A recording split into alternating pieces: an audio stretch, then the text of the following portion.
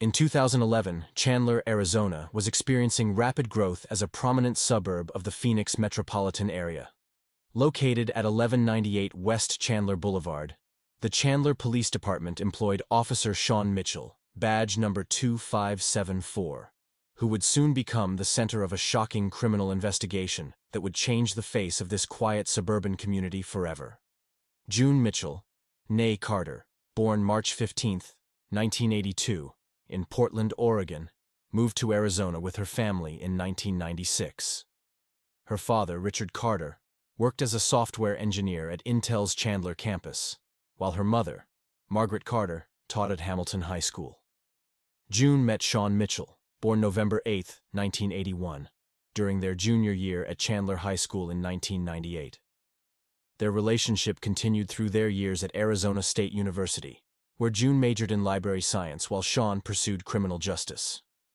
They married on May 22, 2004, at the San Marcos Resort in downtown Chandler, with over 200 guests attending what local papers described as a picture-perfect ceremony. By 2011, June had established herself as a reference librarian at the Chandler Public Library on South Delaware Street, earning $42,000 annually. Her colleagues described her as meticulous and passionate about her work, particularly in developing youth reading programs. Sean joined the Chandler Police Department in 2006, advancing to patrol sergeant by 2010, with an annual salary of $68,500. His personnel file showed commendations for bravery during a 2009 armed robbery response and for implementing a successful community outreach program. The couple purchased a modest 3-bedroom house at 875 West Pecos Road in 2008, fitting perfectly into their suburban lifestyle. Alexander Alex Kozlov, age 32, immigrated from Russia in 1995 and met Sean at the Arizona Law Enforcement Academy in 2006. Despite failing to complete the academy due to physical fitness requirements, Alex maintained close connections with law enforcement. A certified mechanic with specialized training from Universal Technical Institute in Phoenix, he operated a small auto repair shop at 542 East Ray Road. His business, AK Performance, became known for customizing police vehicles and offering discounted services to law enforcement officers. His frequent visits to the Mitchells' residence, averaging 3 times per week by September 2011, created noticeable tension in the household. Samantha Walsh, 29, transferred to the Chandler Public Library from Phoenix in March 2011. Her marriage to Thomas Walsh, a commercial pilot for Southwest Airlines, showed signs of strain due to his extended absences. Originally from Chicago, Illinois, Samantha moved to Arizona in 2008 following her marriage. Her personnel file indicated excellent performance reviews, but noted increasing personal stress affecting her work by mid-2011. June's personnel files indicate she began taking extended lunch breaks with Samantha starting in July 2011, logging an average of 3.5 hours per week in informal counseling sessions. Documented conflicts between June and Sean emerged in August 2011, primarily concerning family planning. June's medical records from Chandler Regional Medical Center show she had begun fertility consultations without Sean's knowledge. Dr. Sarah Henderson noted June's increasing anxiety about her husband's reluctance to start a family. Their argument on September 12, 2011, was reported to building security after neighbors called about raised voices at 10:45 p.m. Officer David Martinez responded to the call, but left without filing a formal report after both parties assured him everything was under control. The increasing presence of Alex Kozlov at the Mitchell residence coincided with unusual activity in Sean's financial records.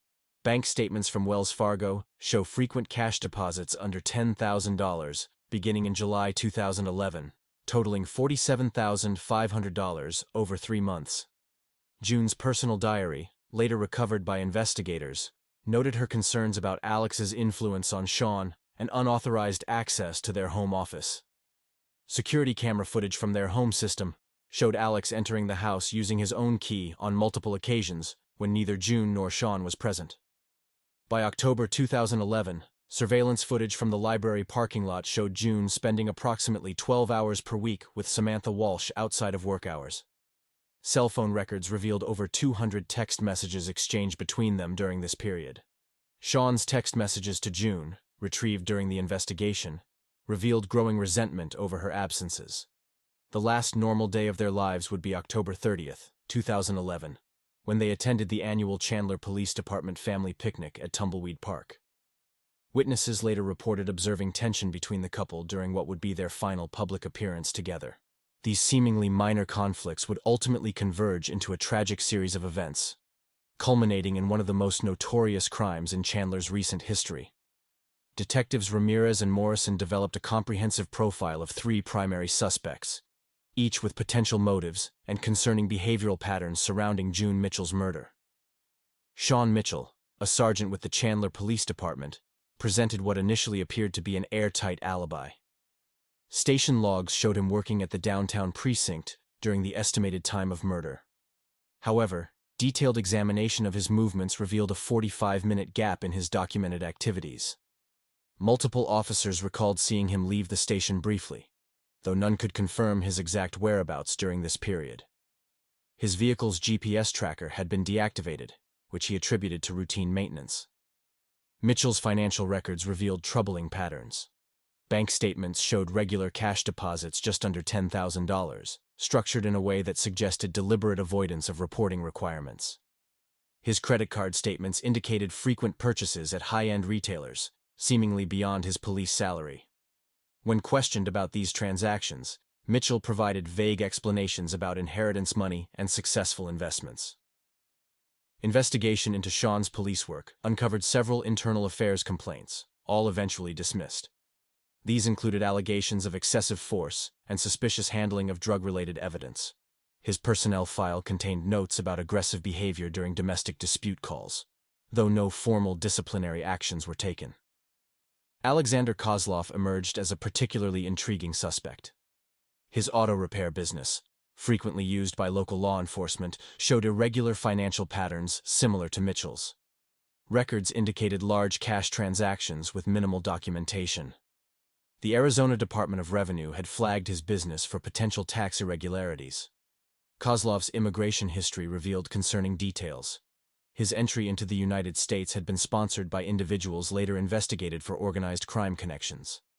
Though never convicted, he had been questioned in relation to 3 separate assault cases between 2008 and 2010.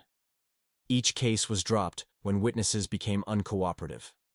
During a search of Kozlov's residence, investigators discovered a high-end watch matching security footage descriptions. The watch showed traces of recently cleaned blood under its band. Additionally, investigators found a collection of police scanner equipment and modified law enforcement radio devices, which Kozlov claimed were related to his auto repair business. Samantha Walsh's investigation unveiled complex motivations.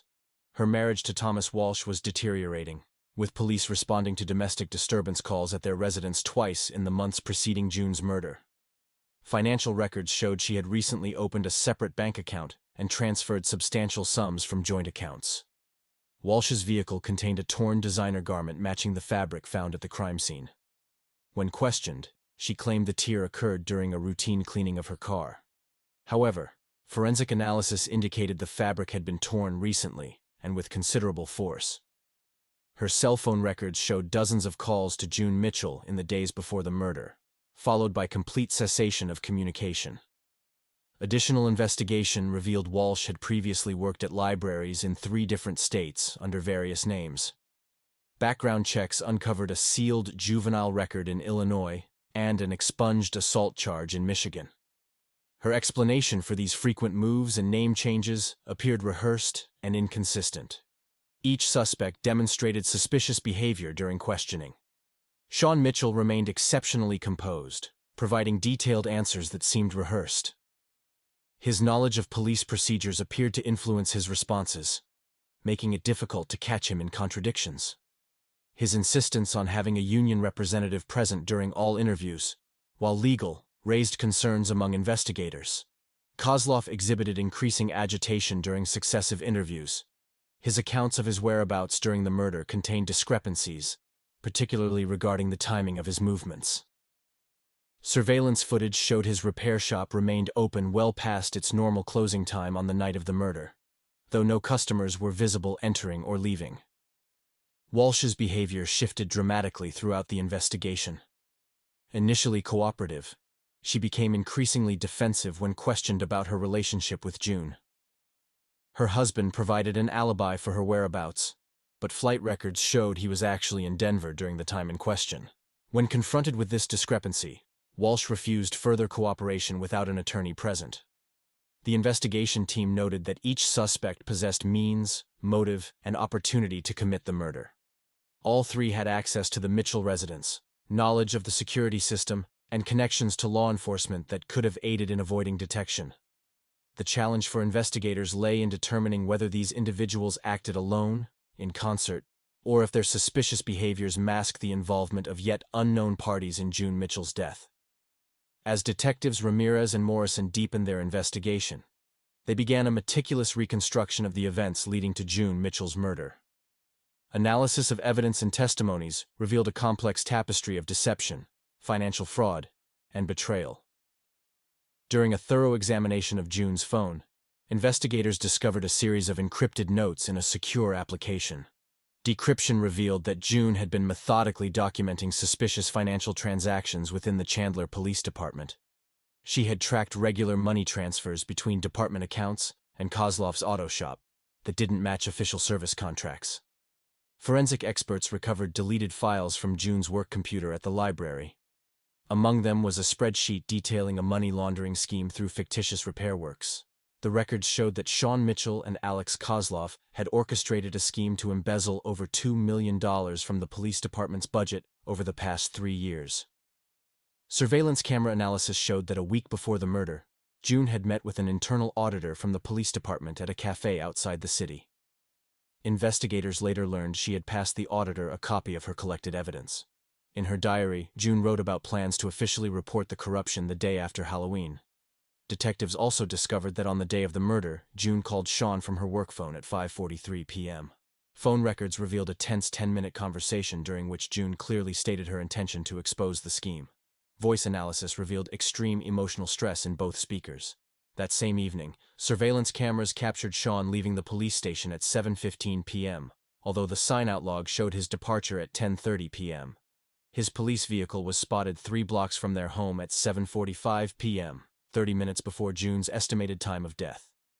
Forensic examination found metal particles from the award letter opener under June's fingernails, indicating a struggle with her attacker. DNA analysis of these particles showed a mixed profile containing genetic material from both June and Sean. In Sean's office safe, investigators discovered a flash drive containing encrypted financial documents. After security specialists cracked the protection, the files showed a detailed scheme of how Sean and Alex manipulated police vehicle service contracts, creating fictitious invoices and appropriating excess funds. A particularly crucial piece of evidence was a dry cleaning receipt found in the Mitchell home, dated the day after the murder. Analysis showed the cleaned clothes contained traces of blood matching June's blood type. The receipt was paid with Sean's credit card. Event reconstruction showed that Sean returned home immediately after June's call. An argument ensued, which escalated into a physical confrontation in the backyard. When June attempted to leave, Sean grabbed the award letter opener and struck the first blow. Multiple stab wounds testified to his uncontrolled rage. After the murder, Sean methodically attempted to conceal evidence. He disabled the backyard camera, staged a robbery by removing June's wedding ring, and returned to the station to create an alibi. However, his careful planning had flaws. He failed to notice the brooch with a camera that June wore that evening, which recorded fragments of their final conversation. Detectives also established Samantha Walsh's role. It turned out she wasn't just a colleague but June's informant, helping to gather evidence of corruption. It was through her that June planned to deliver the complete dossier to Internal Affairs. Gradually, all puzzle pieces fell into place. June's murder wasn't an impulsive act. It was Sean's desperate attempt to prevent the exposure of a long-running corruption scheme.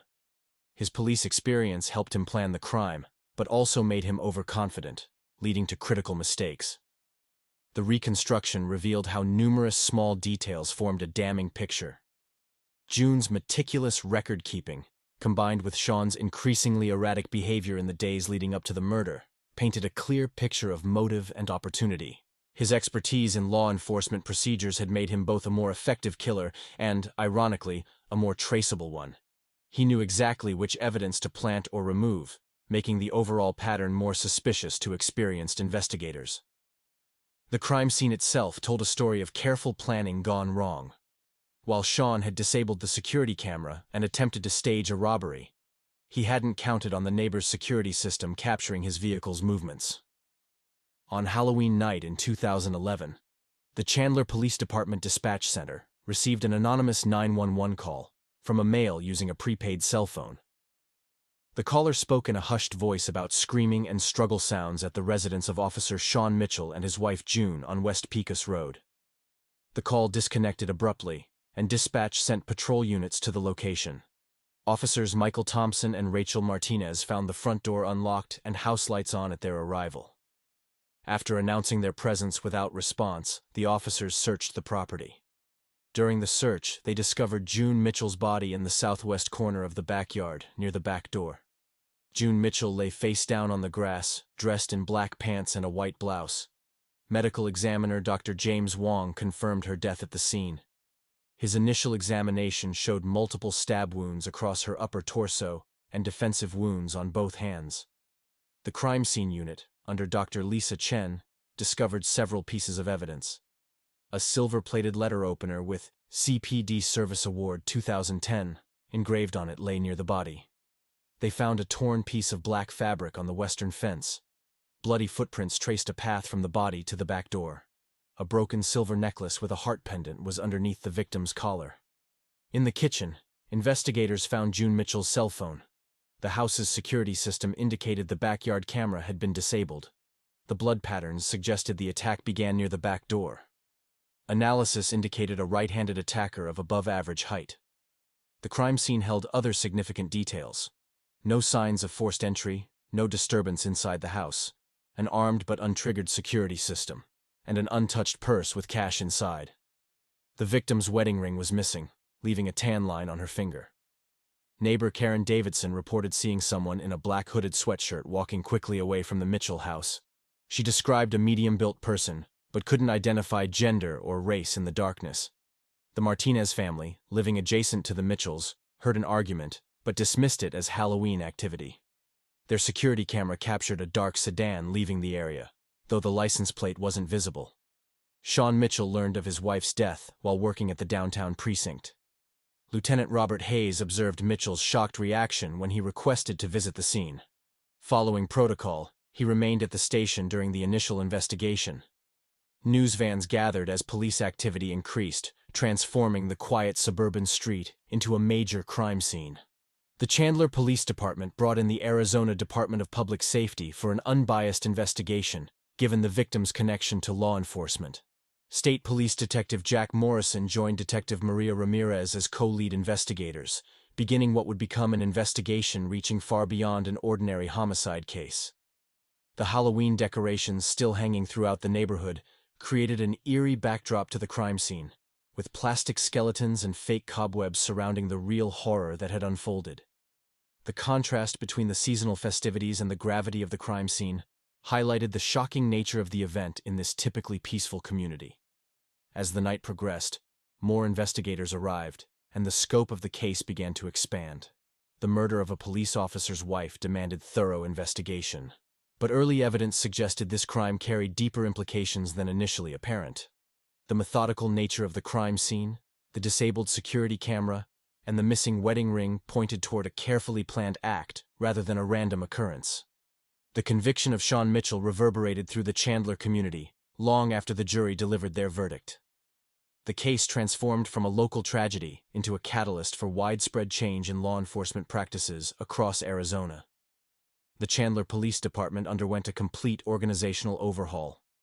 Chief Thomas Bennett resigned amid growing pressure, and the new leadership implemented stringent anti-corruption measures. Regular financial audits became mandatory, and an independent oversight committee was established to monitor departmental operations. Detective Maria Ramirez received numerous commendations for her work on the case, but the investigation left an indelible mark on her career. She devoted herself to developing new protocols for investigating potential corruption within law enforcement ranks. Her methods were eventually adopted by police departments nationwide.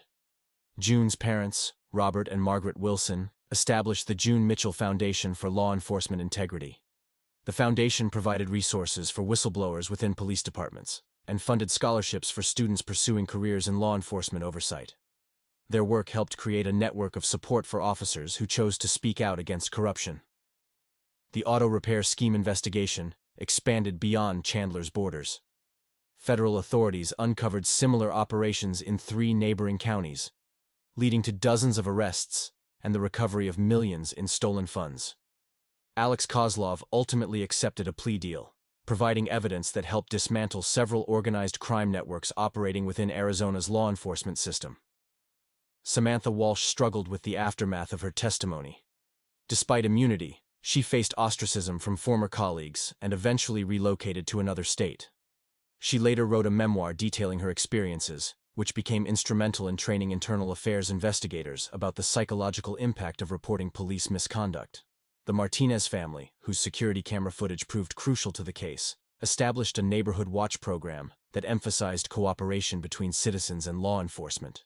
Their initiative served as a model for similar programs across the state, helping rebuild trust between police and communities. Inside the Arizona State Prison complex, Sean Mitchell maintained a carefully constructed facade of normalcy. He participated in prison programs and maintained regular correspondence with supporters who still believed in his innocence. However, prison staff noted his complete lack of emotional response when discussing June or the details of his crimes. The case's impact on the legal community proved equally significant. The prosecution's innovative use of digital forensics and financial analysis set new precedents for investigating white-collar crimes within law enforcement. Law schools began incorporating the Mitchell case into their curriculum, using it to teach future prosecutors about the complexities of police corruption cases. Detective Jack Morrison, who had initially doubted Sean's guilt, became an advocate for reforming police hiring practices. His experiences led him to develop psychological screening protocols specifically designed to identify potential corruption risks among law enforcement candidates. The media coverage surrounding the case prompted Arizona legislators to strengthen whistleblower protections for public employees. The June Mitchell Act passed with bipartisan support, providing enhanced legal safeguards for individuals who exposed government corruption. As the years passed, the case's influence continued to grow. Police academies across the country used it as a case study in ethics training. The complex web of personal relationships, professional duties, and moral choices presented in the Mitchell case helped shape a new generation of law enforcement officers committed to maintaining the highest standards of integrity. The aftermath of June Mitchell's murder demonstrated how a single act of violence, born from corruption and betrayal, could catalyze positive change. While nothing could undo the tragedy of her death, the reforms and initiatives that emerged in its wake ensured that her sacrifice contributed to creating a more transparent and accountable law enforcement system. The trial of Sean Mitchell began on a cold January morning in 2012, drawing national media attention to the Maricopa County Superior Court. District Attorney Sarah Reeves led the prosecution, presenting a methodically constructed case that wove together physical evidence, financial records, and witness testimony. She painted a picture of a corrupt officer who murdered his wife to prevent the exposure of his crimes. The prosecution's timeline detailed how Sean's schemes had grown increasingly brazen until June's discovery threatened to destroy everything he had built. The defense team, led by prominent criminal defense attorney Marcus Rodriguez, mounted an aggressive counter-strategy.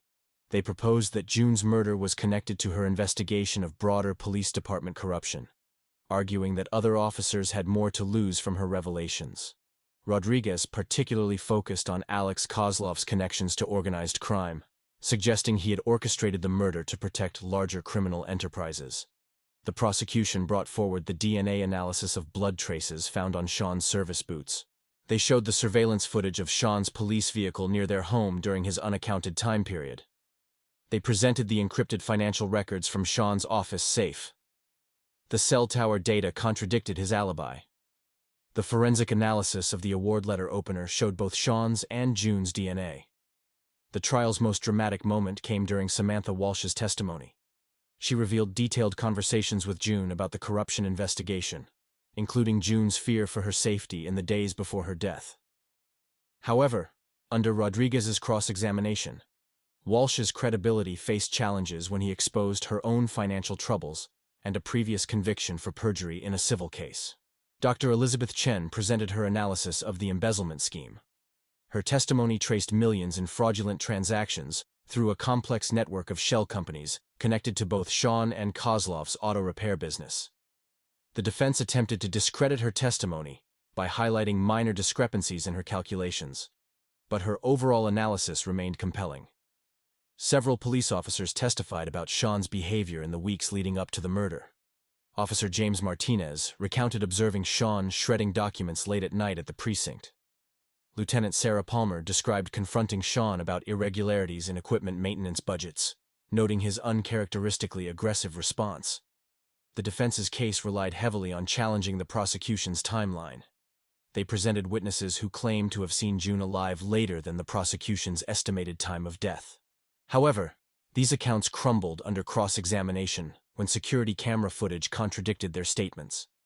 A crucial turning point came when the prosecution introduced June's personal diary, discovered in a safety deposit box opened after her death. The entries detailed her growing suspicions about Sean's activities and her moral struggle over exposing him. The defense objected to its admission, but Judge Henderson ruled it admissible under the state-of-mind exception to hearsay rules. The technological evidence proved particularly damning. The prosecution's cyber forensics expert demonstrated how Sean had systematically deleted incriminating files from his devices, but failed to remove metadata proving his involvement in creating fraudulent documentation. The defense's attempts to suggest these files were planted fell flat when faced with the comprehensive digital trail. Dr. Michael Rhodes analyzed Sean's behavior patterns and interrogation responses. He identified multiple indicators of psychological manipulation and consciousness of guilt. The defense's counter-expert, while questioning specific aspects of Dr. Rhodes's methodology, ultimately couldn't refute his core conclusions. During closing arguments, D.A. Reeves methodically reconstructed the events leading to June's murder, emphasizing how each piece of evidence formed part of a coherent narrative of guilt. Rodriguez's closing focused on reasonable doubt, highlighting investigative paths not taken and suggesting a rush to judgment against his client. After 4 days of deliberation, the jury found Sean Mitchell guilty on all counts. Judge Henderson sentenced him to life imprisonment without possibility of parole, plus consecutive terms totaling 25 years for the financial crimes. In delivering the sentence, she emphasized how his position as a law enforcement officer made his crimes particularly egregious. The verdict sent shockwaves through the Chandler Police Department, leading to a comprehensive internal affairs investigation that would ultimately reveal deeper corruption within the department. Alex Kozlov faced separate federal charges for his role in the financial schemes, while Samantha Walsh received immunity in exchange for her continued cooperation with ongoing investigations.